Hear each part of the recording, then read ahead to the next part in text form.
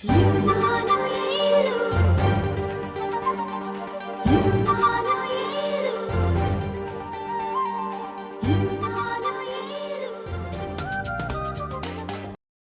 దేవుని సేవ కోసము వీరు ప్రతిష్ఠించారు. ప్రార్థించండి.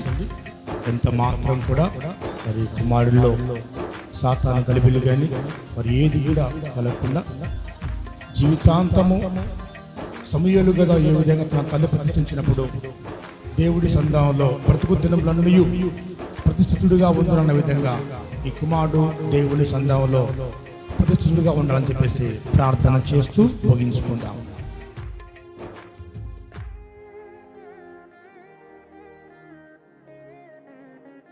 లూకాసు వార్త 1వ అధ్యాయము 50వ. అప్పుడు ప్రభువు ఆమె మీద మహాకనికరం ఉంచెనని ఆమె పొరుగువారును బంధువులను విని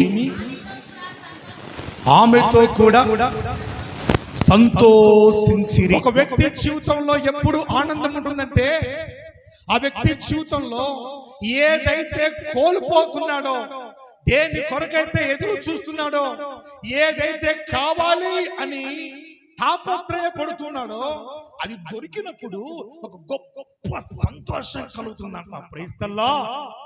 ఆ సంతోషమే ఈరోజు బంధువులు, రక్త సంబంధులు, కుటుంబ సభ్యులు, స్నేహితులు, సంఘ సభ్యులు, దైవ సేవకుల సమక్షములో జరుగుతున్నటువంటి ఈ వేడుకే, సంతోష వేడుకే జన్మదిన వేడుక. హల్లెలూయా, హల్లెలూయా. ఎవరి వేడుక ఇది? జాన్ తర్వాత బ్లెస్సింగ్. ఈ పదాలకు అర్థం ఏంటంటే యోహాను, తెలుగులో యోహాను ఆశీర్వాదం. తెలుసండి యోహానికి ఏమొచ్చిందంట? భార్య అడుగు పెట్టంగానే ఏమొచ్చింది చెప్పాలి? ఆశీర్వాదం. ఏ ఆశీర్వాదము? ఏ ఆశీర్వాదం అండి? దేవుడు ఒకరికి బదులుగా ఎందరినిచ్చాడు? ఒకేసారిగా. నువ్వు నా కోసం ఏం చేసినావు, నువ్వు నాకు ఏమి ఇచ్చినావు అని ఒకవేళ ఆయన అడిగితే ఎవరిని? ఆశీర్వాదం అయినటువంటి బ్లెస్సింగ్, ఇంగ్లీష్ నేమ్. ఏమిచ్చినావు అంటే నేను నీకు రెండింతలైనటువంటి ఆశీర్వాదం ఇచ్చాను. Praise the Lord. ఒక కుమారుణ్ణి, ఒక కుమార్తెని నేను నీకు ఇచ్చాను, నువ్వు నాకేమిచ్చావు? భార్య భర్తలు అడగవలసినటువంటి క్వశ్చన్స్ అండి. నువ్వు నాకేమిచ్చావంటే, నువ్వు నాకేమిచ్చావంటే నేను నీకు ఇద్దరు సంతానం నీకు ఇచ్చాను అనేసి భార్య చెబుతుందంట. మరి భర్త ఏం చెప్తాడంటే, నువ్వు నాకేమిచ్చావు అన్నప్పుడు ఇదిగో ఆ కుమారులకు వారసత్వముగా స్వాస్థ్యాన్ని ఇస్తున్నాను. ప్రైజ్ ది లార్డ్, హల్లెలూయా. అదే స్వాస్థ్యం. అయితే ఈ చదవబడినటువంటి వాక్య భాగంలో ఉన్నటువంటి ఈ దంపతులు ఎవరయ్యా అంటే జకరియా, ఎలిజబెత్ అనేటువంటి దంపతులు. వీరికి వివాహమై చాలా సంవత్సరమైంది కానీ ఎవరు లేరంట, సంతానం లేదంట, నలిగిపోతున్నారు. ఈయన ఒక సేవకుడు, ఒక యాజకుడు. ప్రతిరోజు కూడా దేవుడి సన్నిధికి వచ్చి యాజకత్వంగా బలిని అర్పించి వచ్చినటువంటి అనేకుల కొరకు ప్రార్థనలు చేసి నైవేద్యములు అర్పించి దేవుడి సన్నిధానంలో ఫలిస్తూ అభివృద్ధి పొందుతూ ఉండాలి అని సెలవిచ్చిన వాడు. అయితే ఈయన జీవితంలో ఏం లేదంట, ఫలము లేదంట. ఫలము లేదంట. ఫలము లేకపోతే ఈయన ఎవరికన్నా ఏదైనా చెప్దామని చెప్పేసి వెళ్ళినప్పుడు అందరు కూడా అయ్యా సంతానం లేదు, మా కోసం ప్రార్థన చెయ్యి అని చెప్పి చెప్దామని చెప్పేసి దైవ సేవకుని దగ్గరికి రావాలంటే ఆ దైవ సేవకుడికి అంటున్నారంట, నీకే సంతానం లేదు, నువ్వు ప్రార్థన చేస్తే మరి మాకెలా వస్తుంది? చూసారా? చాలా మంది జీవితంలో ఒక క్వశ్చన్ మార్క్ అనేది ఉంటుంది. నీవే ఫలించలేకపోతే, నీవే అభివృద్ధి చెందలేకపోతే, నీ జీవితంలోనే ఫలము లేకపోతే మరి మాకెలా వస్తుంది ఫలం? మరి మాకెలా వస్తుంది ఆశీర్వాదం? మా కోసం నువ్వు ఎలా ప్రార్థన చేస్తావు? నలిగిపోయాడంట, కృంగిపోయాడంట. అయితే కురు వృద్ధాప్యంలో ఉన్నప్పుడు దేవదూత వచ్చి ఆయన దగ్గరకు వచ్చేసి చెబుతా ఉంది, ఇదిగో నిశ్చయముగా మీదట ఈ సంవత్సరముకంతా కూడా నీ భార్య గర్భమున ఒక కుమారుడు జన్మించబోతున్నాడు. ప్రైజ్ ది లార్డ్, హల్లెలూయా. ఒక కుమారుడు జన్మించబోతున్నాడు. ఆ కుమారుడికి యోహాను అని పేరు పెట్టబోతున్నావు. ఇది నమ్మశక్యం కాలేదంట, నమ్మశక్యం కాలేదంట. ఏంటయ్యా, 80 సంవత్సరాల నుంచి దేవుణ్ణి ఆరాధిస్తూ ఉన్నాడు, 8 సంవత్సరాల నుంచి దేవుడి సంఘంలో బలులు అర్పిస్తూ ఉన్నాడు, 8 సంవత్సరాల నుంచి దేవుని కొరకు జీవిస్తూ ఉన్నాడు, అనేకులకు మాదిరికరంగా ఉన్నాడు, అనేకుల కొరకు ప్రార్థన చేస్తున్నాడు. కానీ దేవుడి వాక్కు ఆయన ప్రత్యక్షమై, దేవుడి మాట ఆయన దగ్గరకు వచ్చేసి మాట్లాడుతున్నటువంటి ఆ సమయానికి దేవుడి మాటను నమ్మడానికి ఆయన ఏం చేశాడు? వెనుకంజ వేశాడట. దేవుడు ఎంత గొప్ప దేవుడు అంటే, మనం అడిగినటువంటి ప్రతిది కూడా మనకు ఇవ్వడానికి ఆయన సమర్థుడు. ప్రైజ్ ది లార్డ్, హల్లెలూయా. లేరయ్యా, 80 సంవత్సరాలు ఎదురు చూశాను, మూయబడిన నా గర్భము తెరవబడుతుందా? తెరవబడిదే. మూయబడిన గర్భము తెరవబడదు, నాకు సంతానము కలగదు. దేవుడు పేరుతో సహా చెప్తాడు. అదే దేవుడు. దేవుడు ఏం చేస్తాడయ్యా? పేరుతో సహా చెప్తాడు. నీ గర్భమున పుట్టినటువంటి నీ కుమారుడికి యోహాను అను పేరు పెడతావు. ఆమేన్. యోహాను అను పేరు పెడతావు. అవునా? అవును. నీవు నమ్మలేదు కనుక నీ కుమారుడికి ఆ పేరు పెట్టేంత వరకు కూడా నీ నోరు ఏమైపోతా ఉంది? మూతబడిపోతా ఉంది. బయటకు వచ్చాడు. అందరు అడుగుతా ఉన్నారు, ఏమయ్యా, దేవదూత నీ దగ్గరకు వచ్చింది కదా, ఏం మాట్లాడింది? దేవదూత ఏమని సెలవిచ్చింది? ఏం మాట్లాడింది? ఏమైనా చెప్పవా అంటే సైగలు చేస్తా ఉన్నాడు. ఇంకా అర్థం కావట్లే, సైగలు చేస్తా ఉన్నాడు. ఏం అర్థం కావట్లేదు, ఏం జరిగిందో అర్థం కావట్లేదు. దేవుడు చెప్పిన మాట ప్రకారము ఎలిజబెత్ గర్భం ధరించింది, ఒక చక్కటి కుమారుణ్ణి కనింది. కనిన తర్వాత ఆ కుమారుడికి ఏం పెట్టాలి? పేరు పెట్టాలి. ఏం పెట్టాలండి? కుమారుడికి ఈరోజు ఆ కార్యక్రమం కూడా ఉంది. మరి జాన్ బ్లెస్సీ దంపతులకు దేవుడు ఇచ్చినటువంటి 2 సంతానమునకు ఒక చక్కని పేరు పెట్టాలని చెప్పేసి దేవుడు ప్రేరేపణ కలిగించాడు. హల్లెలూయా, హల్లెలూయా. ఒక చక్కని పేరు. అప్పుడు తండ్రిని అడుగుతా తల్లిని అడిగారంట, అమ్మా నీ కుమారుడికి ఏం పేరు పెట్టాలి? నా కొడుకు యోహానాని పెట్టాలి. అవునా? యోహానా, ఈ పేరు మన ఊర్లో ఎవరికి లేదే, మన ఇంట్లో ఎవరికి లేదే, మన ఈ ఇంట్లో లేదు, ముందరింట్లో లేదు, వెనకింట్లో లేదు, పక్కింట్లో లేదు, ఎవరింట్లో లేదా ఈ పేరు? మరి నీకెందుకు ఈ పేరు పెట్టాలి అనగానే, అవునా ఈమె ఈ ముస్లామా ఏదంటే ఆ పేరు అంటుంది కదా, సరే భర్తను అడుగుదాము అని చెప్పేసి భర్త కాడికి వెళితే ఆయన పలక బలపం తీసుకొని రండి అని చెప్పాడు. పలక బల్పం తీసుకొని వచ్చి ఆ కుమారుడి పేరు రాయంగానే మూయబడిన నోరు తెరవబడింది. Praise the Lord. యోహాను పుట్టుక, అతని పుట్టుక వలన అనేకులు సంతోషించిరి. మరి ఈ రోజు జాన్ బ్లెస్సీ దంపతులకు దేవుడిచ్చినటువంటి కుమారుడు కుమార్తె వారి యొక్క పుట్టుక వలన మనందరికి కూడా ఏం కావాలి? సంతోషము కావాలి. నాతో కూడా మీరందరూ కూడా సంతోషించండి. ఎందుకొరకు తెలుసా? దేవుడు వారి ఇద్దరి ఎడల ఏం పడ్డాడు?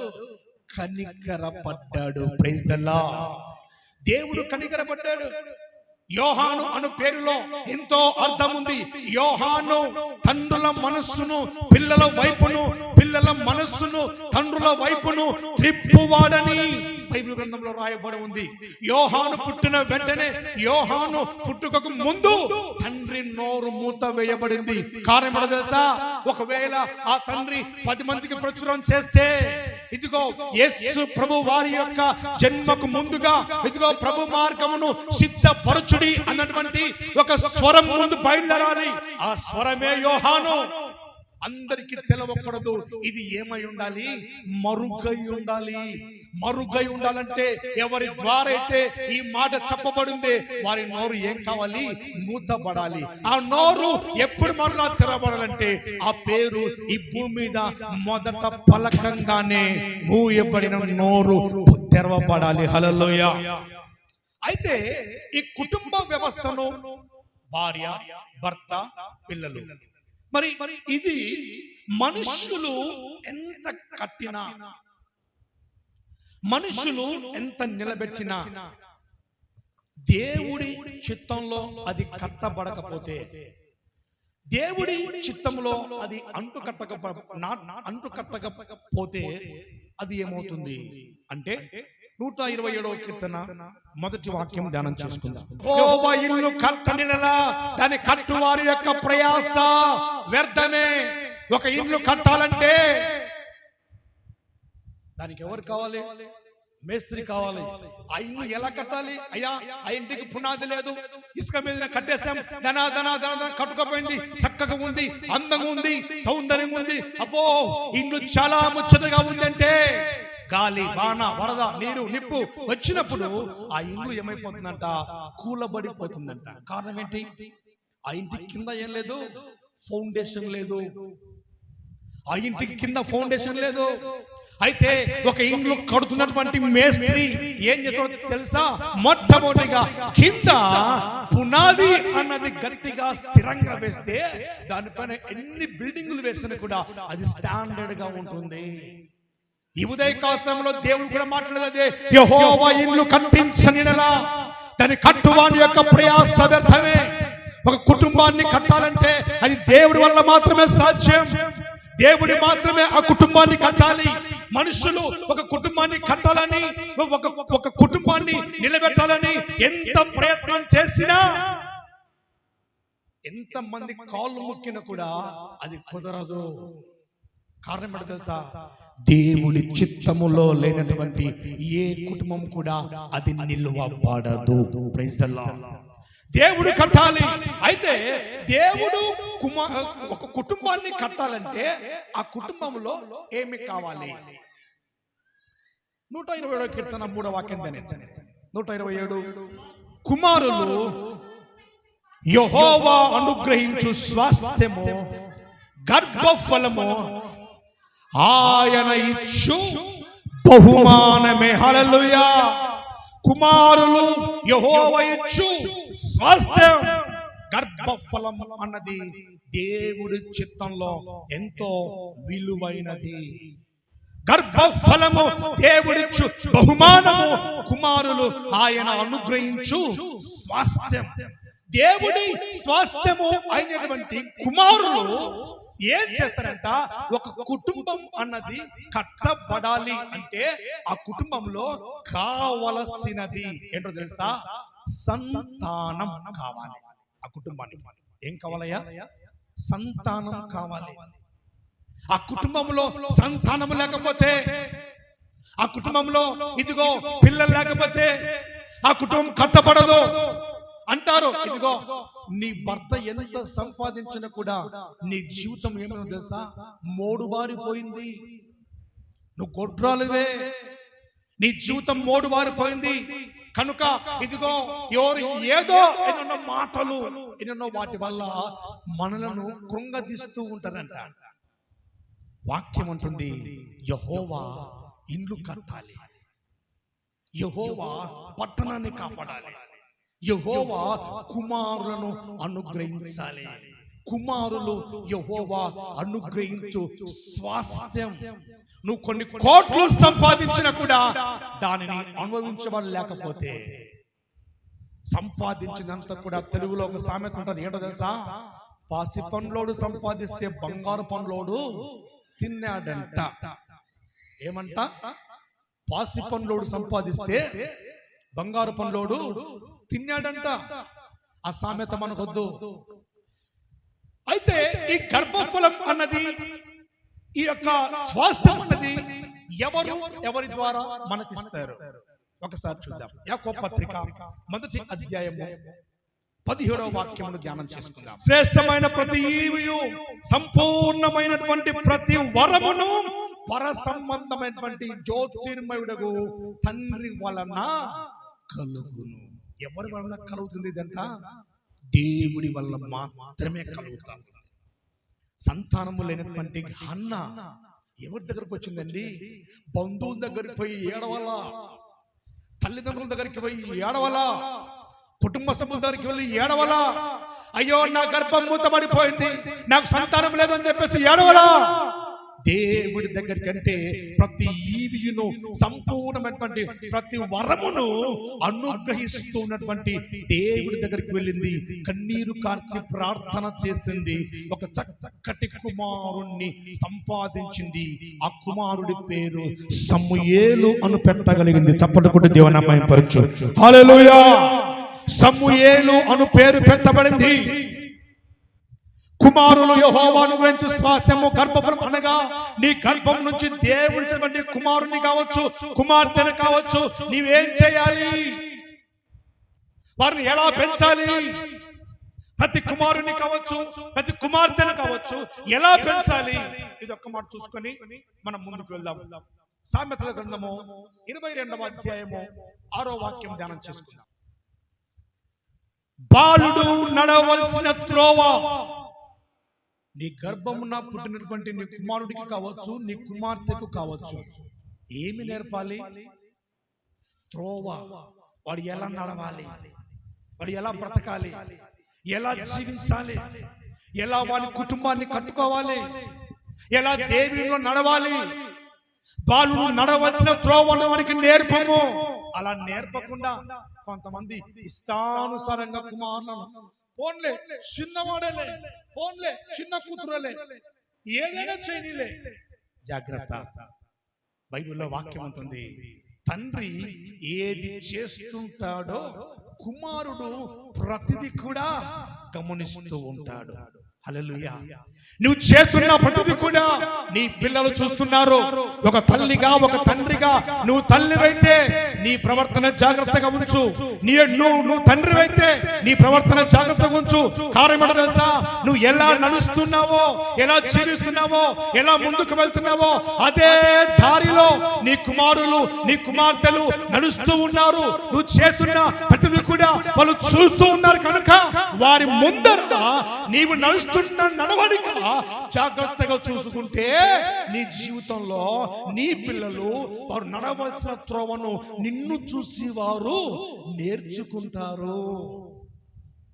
ఏమ్మా ప్రార్థన చేసుకున్నాము ఈరోజు, అందరూ కూడా ప్రార్థన చేద్దామంటే ఏమంటది? కొంచెం లేట్ అవుతుంది, నేను వంట చేయాలి, తర్వాత చేసుకుంటా. లేదు, మీరు చేసుకోండి, నేను తర్వాత వస్తా అంటాడు భర్త. ఎందుకు? దేవుడి పని చేయటానికి, దేవుని సన్నిధిలో ప్రార్థన చేసుకోవడానికి సమయం లేదా? లేదు, నువ్వు సెల్ ఫోన్ చూస్తా ఉన్నావు 24 గంటలు. ఏంటయ్యా? మొన్న ఒక వ్యక్తి నాకు చెప్పాడు, గుడ్ షెపర్డ్ స్కూల్కి వెళ్తున్నా, ప్రేయర్ చేయనా అని చెప్పాడు. కొడుకుని దాంట్లో వేస్తున్నామన్నా, ప్రేయర్ చేయనా అన్నాడు. ప్రేయర్ చేశా. ప్రేయర్ చేసిన తర్వాత, ఏమైనా ఎలా ఉంది పిల్లోడు స్కూలు అన్న బాగానే ఉందన్నా, మేడం మమ్మల్ని తిట్టిందన్నా అన్నాడు. ఎందుకు తిట్టింది అన్న?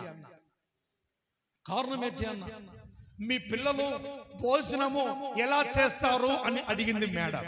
ఎలా చేస్తారు అనగానే అప్పుడు ఆ పిల్లోడు చెప్పాడంట, ఏం లేదు మేడం, నా కొడుకు సెల్ ఉంటేనే బువ్వ తింటాడు, లేకపోతే బువ్వ తినడు. వాడు ఏముంటేనంట?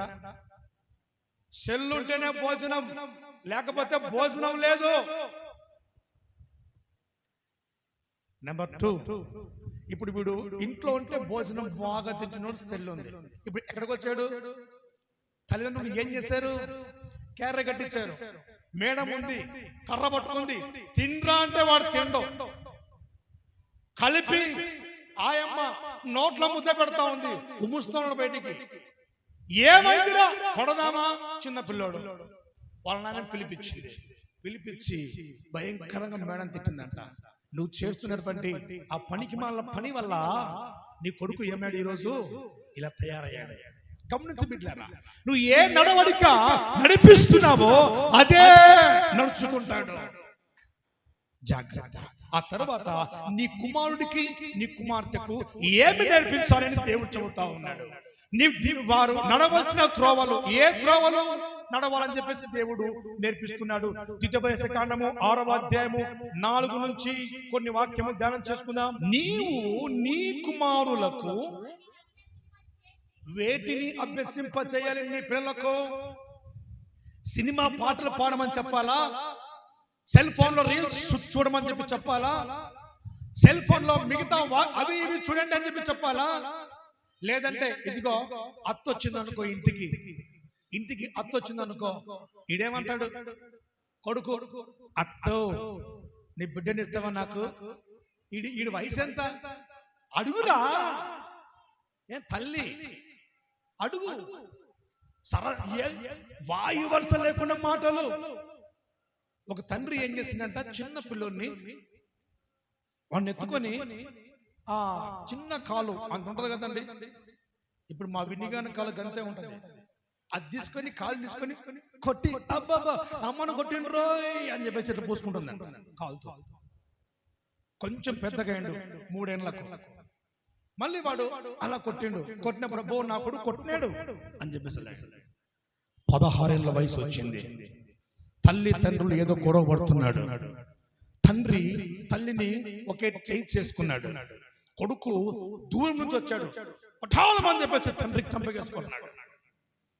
ఆ తండ్రి నిలదీసి అడుగుతా ఉన్నాడు, ఏం రా నన్ను కొట్టావు అనగానే, ఎందుకు కొట్టకూడదు? 3 ఏళ్ల వయసు నేను నాకున్నప్పుడు నా చెంపతో నా చేత నిన్ను కొడితే ఏమన్నావు? బాగా కొట్టానన్నావు కదా, మరి ఇప్పుడేమైంది? ఓర్చుకో. నువ్వు చేసిన ప్రతిదీ కూడా పిల్లలు గమనిస్తూ ఉన్నారు. అందుకే దేవుడు అంటున్నాడు, నీవు నీ కుమారులకు ఏమి నేర్పించాలంట? దేవుడి ఆజ్ఞలు, దేవుడి వాక్యము, దేవుడి పాటలు, దేవుడి మాటలు, దేవుడి సన్నిధానంలో బైబిల్లో ఏమైతే ఉన్నదో ఆ మాటలను వారికి అభ్యసింపచేసి, నీ ఇంట కూర్చున్నప్పుడు, త్రోవను నడుచున్నప్పుడు, పండుకొన్నప్పుడును, లేచినప్పుడును దేని గురించి మాట్లాడాలి? దేని గురించి? అయ్యా మీ అత్తట్లా, మీ మామిట్లా, మీ అన్నిట్లా, మీ వదినిట్లా ఏంటి ఇయ్యా నేర్పించేది పిల్లలకు? వాళ్ళింటికి పోవాకు, వీళ్ళింటికి పోవాకు, నీ ఇష్టం అని చెప్పేసి వాడట్లా వీడిట్లా ఇవే నేర్పించేది పిల్లలకు. నువ్వు ఏం నేర్పించాలి? దేవుడి మాటలు నేర్పించాలి. ఎక్కడెక్కడ? కూర్చున్నప్పుడు, పడుకున్నప్పుడు, లేచినప్పుడు, బయటికి వెళ్తున్న ప్రతి త్రోవలో దేవుడి మాటలు నేర్పించాలి. దేవుడి త్రోవల వాళ్ళు నడిచేలా చేయాలి. దేవుడి మార్గమున వాళ్ళు వెళ్ళేలా చేయాలి. ప్రభు కొరకు బ్రతికేలా నీ పిల్లలను చేయాలి. బైబిల్ గ్రంథంలో ఫిలిప్పు అన్నటువంటి ఒక దేవుని యొక్క శిష్యుడు ఉన్నాడు, దైవజనుడు ఉన్నాడు. ఆయనకు 3 కుమార్తెలు. ఆ 3 కుమార్తెలు ఎవరో తెలుసా? ఆ 3 కుమార్తెలు కూడా ప్రవక్తలు. చప్పటి దేవుని మహిమపరచు. హల్లెలూయా. ఆ 3 కుమార్తెలు కూడా ప్రవచిస్తూ ఉన్నారు, దేవుడి మార్గమును బోధిస్తూ ఉన్నారు, అనేకులకు మాదిరికరంగా ఉన్నారు వారు. మరి నీ పిల్లలు ఎలా ఉన్నారు ఈ రోజు? నీ పిల్లలు నీ మాట వింటున్నారా? నీ పిల్లలకు ఏం నేర్పిస్తా ఉన్నావు? గమనించు బిడ్డలారా, ఈ ఉదయకాలంలో దేవుడు మాట్లాడుతున్నాడు. వారు పండుకున్నప్పుడు, లేచినప్పుడు వాటి గురించి మాట్లాడవలెను. తర్వాత సూచనగా వాటిని నీ చేతికి కట్టుకొనవలెను. ఏం కట్టుకోవాలంట చేతులకు? రాఖీ పండుగ వస్తే ఇదిగో చెల్లి వచ్చి అన్నకు రాఖీ కడితే అన్నకు సురక్ష. ఎవరు కడితే సురక్ష అంట? చెల్లి వచ్చి అన్నకు రాఖీ కడితే అన్న సంవత్సరం అంతా బతుకుతాడు. లేకపోతే చెప్పండి, ఈవిడ కట్టకపోతే మరి మాకు ఏ రోజు నేను మా శ్రమతో నేను కట్టించుకోలే, నేను బతుకుతున్నానే. అవునా? ఏ రోజు మా చెల్లెలతో కానీ మా అక్కలతో కానీ నేను రాఖీ కట్టించుకోలే, ఇంతవరకు అయింది. మరి నేను బతుకుతున్నానే. చెప్పండి, ఇదా నీ భక్తి? ఇదే నువ్వు నేర్పించాల్సింది. బాసికల వలె దేవుని మాటలు ధరించాలి, దేవుని మాటలు కట్టుకోవాలి. అయితే ఆ విధంగా వాటి గురించి నువ్వు ఎప్పుడైతే కట్టుకుంటావో అప్పుడు నీ పిల్లలు వారు ఏమవుతారంట, ప్రభు మార్గమును తొలగిపోకుండా చక్కగా ఉంటారంట. బైబిల్ గ్రంథంలో యెషయా అన్నటువంటి దైవజనుడు ఉన్నాడు, ఆ ప్రవక్త ఉన్నాడు. ఆ ప్రవక్తకు 2 కుమారులు ఉన్నారు. ఆ 2 కుమారులు కూడా ఎలా ఉన్నారో తెలుసా? ఇశ్రాయేలీయులకు సూచనలుగా ఉన్నారు. Praise the lord. మరి నీ పిల్లలు కూడా ఇదిగో నీ బంధువులకు ఒక సూచనగా ఉండాలి, నీ రక్త సంబంధులకు ఒక సూచనగా ఉండాలి. నీవు ఎలాగైతే నడిచావో, ఏమైతే నేర్చుకున్నావో అదే నీ పిల్లలకు నేర్పించాలి. నీ చిన్నప్పుడు సండే స్కూల్కి వెళ్ళానయ్యా, సండే స్కూల్లో ఏం చెప్పారు? అవి చెప్పారు, ఇవి చెప్పారు. మరి నువ్వు ఇప్పుడు ఏం చెప్తా ఉన్నావు పిల్లలకు? ఇప్పుడు నువ్వు ఏం చెప్తా ఉన్నావు? అయితే పిల్లలకు ఇవి చెప్పాలి, అవి చెప్పాలి అంటున్నాం కదా. మరి ఒక తల్లిగా, ఒక తండ్రిగా పిల్లల పక్షాన నీ బాధ్యత ఏంటి? దేవుడి మాటలు మొదట నేర్పించాలి, దేవుడి కొరకు వారు బ్రతికేలా చేయాలి. చెప్పడం నీ వంతు అయిపోయిన తర్వాత వాళ్ళ కొరకు ఒక తల్లిగా, ఒక తండ్రిగా నీవేం చేయాలి? విలాపవాక్యములు 2:19 మనం చూద్దాం. ఒక తల్లిగా, ఒక తండ్రిగా ఇదిగో నీ పిల్లలు బాగా ఉండాలంటే, నీ పిల్లలు ఫలించాలంటే, నీ పిల్లలు అభివృద్ధి పొందాలంటే, నీ పిల్లలు దేవుడి మార్గంలో నడవాలంటే ఒక తల్లిగా, ఒక తండ్రిగా నువ్వు చేయవలసిన బాధ్యత ఏంటో తెలుసా? రేయి మొదటి జామున నీవు లేచి నీ చేతులను దేవుడి వైపు ఎత్తి, దేవుడి వైపు నీ చేతులను చాపి ప్రభు సన్నిధానంలో నీ హృదయాన్ని కుమరించి ఏం చేయాలి? వేకువ జామున వారి కొరకు ప్రార్థన చేయాలి. ఒక తల్లిగా నువ్వు అది చేస్తున్నావా? ప్రార్థన నీ పిల్లల కోసం నువ్వు ప్రార్థన చేస్తున్నావా? ఈరోజు నీ కుమారుడు నీ మాట వినకుండా తిరుగుతున్నాడంటే, నీ మాట వినకుండా నీకే ఎదురు చెప్పి సమాధానం చెప్పి నిన్నే టార్చర్ పెడుతుండంటే అర్థం ఏంటో తెలుసా? లోపము వాన్లో లేదు, నీలో ఉంది లోపం. నువ్వు వాడి కోసం ప్రార్థన చేయలే, వాడిని పెంచిన విధానం అది కాదు. ఎంతో పద్ధతిగా పెంచావు, ఎంతో ప్రార్థన ఫుల్గా ఉండాలనేసి అనుకున్నావు. కానీ నువ్వు చేస్తున్నటువంటి ఈ ప్రయత్నాలలో ఏం జరిగిందో తెలుసా? ప్రార్థన లేదు నీలో. అందుకే ఈ ఉదయకాలం దేవుడు హెచ్చరిస్తూ ఉన్నాడు, నీవు లేచి రేయి మొదటి జామున మొరపెట్టము, నీళ్లు కుమ్మరించినట్లు ప్రభు సన్నిధానములో నీ హృదయాన్ని కుమ్మరించుము. నీ పసిపిల్లల ప్రాణము కొరకు ప్రార్థన చేయము. నీ పసిపిల్లల ప్రాణం కొరకు నువ్వు ప్రార్థన చేయాలి. ఎలా చేస్తావయ్యా? రాత్రి పడుకుని లోపు 12 అవుతుంది, 1 గంట అవుతుంది, ఉదయాన్నే ఎట్లా లెగలేకపోతున్నామే. యోబు అనే దైవజనుడు ఏం చేసేవాడంట? 1వ అధ్యాయం 5వ వాక్యం ధ్యానించండి. వారి విందు దినములు పూర్తి కాగా యోబు తన కుమారులు పాపము చేసి తమ హృదయములలో దేవుడిని దూషించురేమో అని వారిని పిలువనంపించి వారిని పవిత్రపరచి అరుణోదయమున లేచి వారిలో ఒక్కొక్కరి నిమిత్తమై దహన బలులను అర్పించుచు వచ్చెను. చాలండి. హల్లెలూయా. యోబు అనే దైవజనుడు ప్రతిరోజు కూడా ఏం చేసేవాడంట? వారి విందు దినాల్లో ఎక్కడ పిలిచేవారు? అన్న ఉన్నాడు, అక్క ఉంది, తమ్ముడు ఉన్నాడు, చెల్లెలు ఉంది. వారి పిల్లలకంట ఏం చేసేవాడంట, వాళ్ళు ఏదో విందుకు, ఇప్పుడు మన జాన్ మిమ్మల్ని అందరినీ విందుకు పిలిచాడు. విందుకు పిలిచినప్పుడు మీరేం చేశారు? చక్కగా వచ్చారు, దేవుడి సన్నిధిలో ఆరాధిస్తున్నారు. తర్వాత వాళ్ళకి కలిగిందేదో తీసుకొని మీకు కలిగిందేదో వారికి ఇచ్చి వెళ్ళిపోతారు.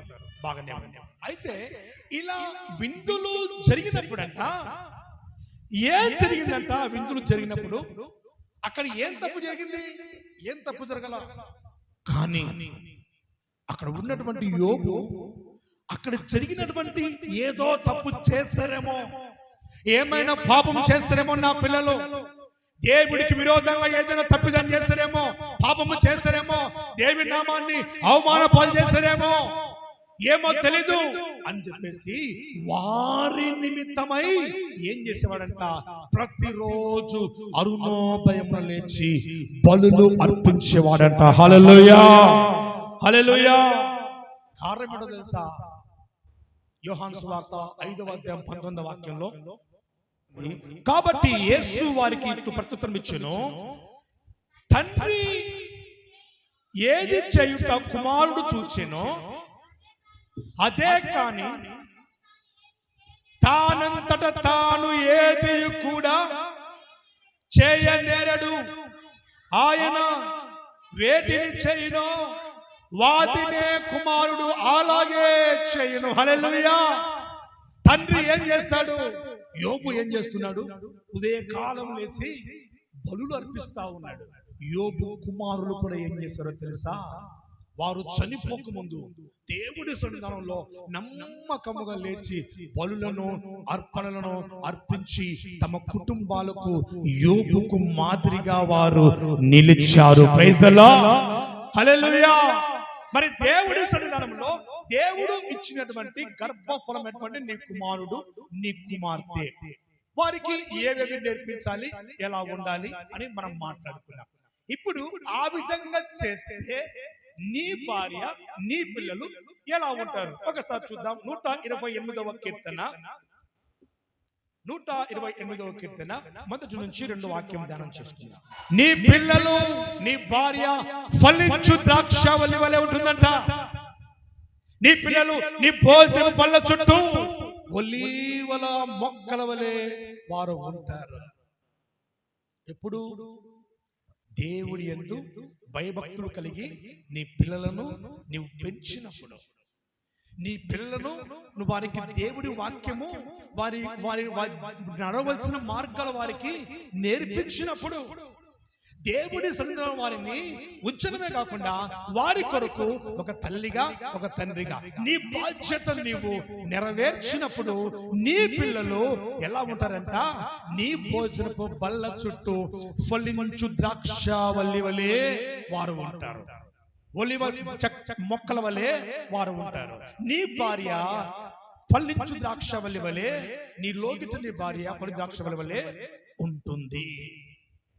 ఆ విధంగా ఉండాలంటే నీ పిల్లలకు నువ్వు మొదట ఏం నేర్పించాలి? మార్గములు నేర్పించాలి. నీ కుటుంబాన్ని దేవుడు కట్టాడు. దేవుడు కట్టిన ఇంటిలో ఉండవలసింది ఏంటో తెలుసా? వాక్యం ఉండాలి, ప్రార్థన ఉండాలి. మూడవదిగా ఏముండాలి తెలుసా? ఐక్యత ఉండాలి. నాలుగవదిగా ఒకసారి చూద్దాం, నీ పిల్లలకు నువ్వు దేన్ని నేర్పాలి? నేర్పవలసింది ఏంటి? లూకా సువార్త 2వ అధ్యాయము 52వ వాక్యమును ధ్యానం చేసుకుందాం. నీ పిల్లలకు ఏమి నేర్పాలి? జ్ఞానం నేర్పాలి. యేసు జ్ఞానమునందును వయస్సునందును దేవుడు దయందును మనుషుల దయ పొందుకునే వారిగా ఉండాలి. నీ పిల్లలకు నువ్వు గర్వాన్ని నేర్పకూడదు. బుద్ధి వివేకములు కలిగినటువంటి ఆత్మ నీ పిల్లలకు రావాలంటే, నీ పిల్లలను నువ్వు దేవునిలో పెంచాలంటే, దేవుని దయ మనుషుల దయందును వయస్సునందును జ్ఞానమునందును వారు వర్ధిల్లాలంటే వారిలో మొట్టమొదటిగా నేర్పవలసింది ఏంటో తెలుసా? చదువు, సంస్కారము వారికి నేర్పించాలి. నీకు శక్తికి మించిన ప్రయాణం వారికి ఏమి ఇవ్వాల్సిన అవసరం లేదండి. నీ పిల్లలకు ఆస్తులు, అంతస్తులు, మిద్దెలు, మేడలు ఇవి ఏవి కాదు. చదువు ఉంటే వాడు ఎక్కడికి పోయినా కూడా బతకగలడు. ఆమేన్.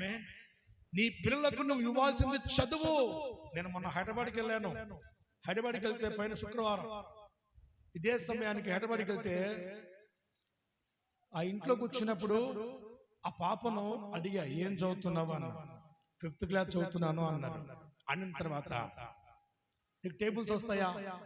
వస్తాయి. చెప్తావా? చెప్పు. చేతులు కట్టుకొని 1 నుంచి 10 ఎక్కాలు, 1 to 10 టేబుల్స్. గడ గడ గడ గడ గడ గడ గడ గడ నీళ్లు తాగి నీళ్లు తాగుతా ఉంది. ఎలా ఎలా తాగుతా ఉంది? నీళ్లు తాగినట్టు దన దన గడ గడ గడ చెప్తా ఉంది. 1 నుంచి 10 ఎక్కాలు దన దన. నేను ఎక్కడ తప్పిపోద్దని చెప్పేసి నేను సెల్ ఫోన్ ఆన్ చేసుకుని దాంట్లో చూస్తా ఉన్నా, ఎక్కడ తప్పు చెప్పుద్దామో అని చెప్పేసి. లేదే, నా సెల్ ఫోన్ తప్పు చెప్పింది. కొన్ని కరెక్ట్గా అమ్మాయి చెప్పింది. నేనేం చెప్తానంటే, నీ పిల్లలకు నువ్వు ఎదుగో అవి సంపాదించాను ఇవి సంపాదించాను కాదు. ఎన్ని ఏమున్నా కూడా వారికి చదువు, సంస్కారము, మర్యాద, మట్టు మర్యాద నేర్పించకపోతే వారు గాడిదల కంటే కూడా హీనంగా బతుకుతారు బయట. అవునా? ఎలాగండి? గాడిదల కంటే కూడా హీనంగా బతుకుతారు. కారణం ఏంటి? ఒక అబ్బాయి నేను రీల్స్ చేస్తాను అని బట్టల షాపులో పనిచేస్తున్నాడు. కూర్చున్నాడు. ఇంకా అన్ని చేస్తా ఉన్నావు, లైకులు బాగా వస్తున్నాయి, ఫాలోవర్స్ బాగా వస్తున్నాయి, లెక్కలు సంపాదించాలి, బాగా డామ్ డమ్ అనుకున్నాడు. బాగా డబ్బులు వస్తున్నాయి కదా. ఎవడో ఒకడు కామెంట్ పెట్టాడంట, అన్నా నువ్వు ఉరి వేసుకునేటట్టుగా నాకు ఒక వీడియో కావాలి, నువ్వు పెట్టు అన్నాడంట. చూడండి, వీడేం చేశాడు? ఊరేసుకోవాలా, వీడియో తీయాలా పెట్టుకున్నాడు. వీడియో పెట్టుకున్నాడు. అందరు పడుకున్నప్పుడు వీడియో ప్రయత్నం చేస్తున్నాడు. ఇంకా ఊరేసుకున్నాడు. వేసుకున్నాడు కానీ ఇంకా దాన్ని దిగనికి రావడంలా. ఎవరు లేరు, అందరు పడుకున్నారు. రూమ్ లో గడ పెట్టుకున్నాడు గట్టిగా. అమ్మ లేదు, నాన్న లేదు. ఉదయం కంతా లేచి చూస్తే ఏమయ్యాడు? విగత జీవిలా పడిపోయాడు. కారణం ఏంటి? నీ పిల్లలను విచ్చలు విడిగా ఆ సెల్ ఫోన్లలో ఏవేవో చూసి ఏదో రకంగా ఎగురుతా ఉన్నారే. ఒక తల్లిగా ఇదేనా నువ్వు నేర్పించేది సంస్కారం? సినిమా పాటలకు డాన్స్ చేస్తా ఉన్నారు. ఒక క్రైస్తవుడు అయ్యుండి, దేవుడి బిడ్డ అయ్యుండి, దేవుడి సన్నిధానంలో ఉండవలసిన నీవు విచ్చలవిడిగా వారిని పెంచితే రేపు పొద్దున వారికి ఏదైనా అయితే వారి ఆత్మలకు జవాబును చెప్పగలవా? దేవుడి దయ, మనుషుల దయ, మనుషుల జ్ఞానము, దేవుడి జ్ఞానము వారిలో ఉంటుందా? ఏం నేర్పిస్తా ఉన్నావు? నిన్ను చూసి నీ పిల్లలు ఏం చేస్తున్నారో వారి పిల్లలు కూడా అదే చేస్తారు. ఏం నేర్పిస్తా ఉన్నావు పిల్లలకు? ఏం నేర్పించాలి? మనం దేవుని జ్ఞానంలో వారిని పెంచాలి. వారిని ఎలాగో చేయాలంట ఒకసారి చూద్దాం. నీ పిల్లలకు నేర్పించవలసింది ఏంటో ఇదొకటి చెప్పి నేను ముగిస్తాను. మొదటి సమూయేలు గ్రంథము 1వ అధ్యాయము 28వ వాక్యం ధ్యానం చేసుకుందాం. కాబట్టి నేను ఆ బిడ్డను యెహోవాకు ప్రతిష్ఠించుచున్నాను, తాను బ్రతుకు దినములన్నింటను ప్రతిష్ఠితులని చెప్పెను. అప్పుడు వాడు యెహోవాకు, అబ్బబ్బబ్బబ్బబ్బ, ఎంత మాట, ఎంత మాట! ఎవరో తెలుసా ఈయన? సమూయేలు అనండి ఈ మాట అందరూ. సమూయేలు. సమూయేలు ఏం తల్లిదండ్రులు సమూయేలును, హన్నా కుమారుడు సమూయేలు. సమూయేలు చిన్న పిల్లోడు, అంత చిన్న పిల్లోడు. దేవుడి సన్నిధికి తల్లి తీసుకొని వచ్చింది. వచ్చి దేవుడి సన్నిధానంలో ఆ కుమారునికి చెప్తా ఉంది, ప్రార్థన చేస్తా ఉంది. దైవజనుడా, దేవా, నా తండ్రి, ఈ కుమారుణ్ణి నీకు ప్రతిష్ఠిస్తున్నాను అనగానే ఆ కుమారుడు ఆన్ ది స్పాట్ అక్కడనే మోకరించి సాగిలపడి దేవుని సన్నిధానంలో ప్రతిష్ఠితుడిగా మారిపోయాడంట. చప్పలు కొట్టి దేవుని మహిమపరచు. బిగ్గరగా బిగ్గరగా బిగ్గరగా చప్పలు కొట్టి దేవుని మహిమపరచు. హల్లెలూయా! అది నేర్పాలి నీ పిల్లలకు. సమయాలు చిన్న పిల్లవాడు, సంవత్సరంన్నర బాలుడు, సంవత్సరంన్నర బాలుడు. నీ పిల్లలకు నేర్పించాల్సింది ఏంటో తెలుసా? ప్రతిష్ఠించే మనస్సు. దేవుడి మనస్సు నేర్పించాలి. దేవుడి కొరకు వారిని ప్రతిష్ఠించాలి. సమూయేలు వారి అమ్మ తీసుకొని వచ్చి దేవుడి సంఘంలో, యెహోవా ఇదిగో నా బిడ్డను నీకు ప్రతిష్ఠిస్తూ ఉన్నాను, వాడు బ్రతుకు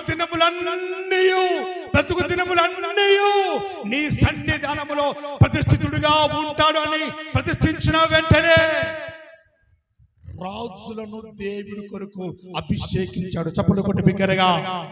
యాజకులకు తీర్పు తీర్చాడు. హల్లెలూయా. గొప్ప వారిని తయారు చేశాడు. రాజు తర్వాత రాజంతటి వాడిగా మారిపోయాడు. సమూయేలు న్యాయాధిపతులను ప్రతిష్ఠించగలిగాడు, రాజులను ఏర్పాటు చేయగలిగాడు. ఈ వాక్యం అంటున్న ప్రియ దేవుని బిడ్డలారా, నీ పిల్లల జీవితంలో నువ్వు దేవుడి కొరకు వారిని ప్రతిష్ఠిస్తే, నువ్వు దేవుడి కొరకు వారిని పెంచితే, దేవుడి కొరకు వారు ఫలిస్తే, వారు చనిపోయిన తరువాత కూడా వారి పేరు భూమి మీద పలకబడాలి. Praise the Lord. సమూయేలు చనిపోయాడు, సమూయేలు పేరు నేటి వరకు కూడా భూమి మీద పలుకుబడుతా ఉంది. చివరి మాట, ఈ కుమారుడు పుట్టినందువల్ల లూకా సువార్త 1వ అధ్యాయం 17వ వాక్యంలో ఒక చక్కని మాట రాయబడి ఉంది. అతడు పుట్టినందున అనేకులు సంతోషించారు. ఈరోజు జాన్ బ్లెస్సీ దంపతులకు దేవుడిచ్చినటువంటి 2 పిల్లల ద్వారా మీ అందరూ సంతోషిస్తున్నారంటే కారణం ఏంటో తెలుసా? దేవుని కృప. హల్లెలూయా, హల్లెలూయా.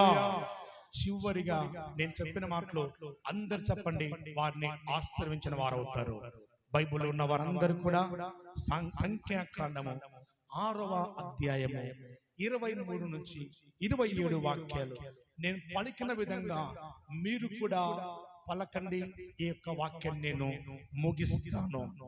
మీరు పలకండి. మీరు ఇశ్రాయేలీయులను ఈలాగున దీవింపవలెను. మీరు జాన్ బ్లెస్సీ దంపతులను ఈలాగున దీవింపవలెను. యెహోవా నిన్ను ఆశీర్వదించి కాపాడునుగాక.